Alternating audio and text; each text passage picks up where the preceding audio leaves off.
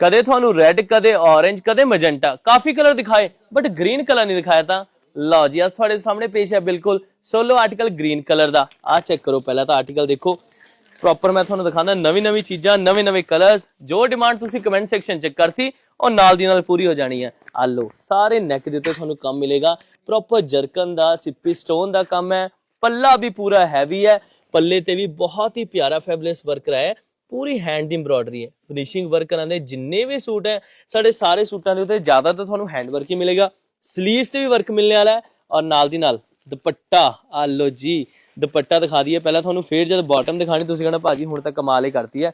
लो जी पहला तो दुपट्टा देख लो दुपट्टे दे उत्ते भी थानू सारा दा सारा फोर साइड लेसिस वर्क दे नाल और ब्रॉकेट दी बॉटम आएगी चाहे शरारे गरारे कुछ भी तैयार करो।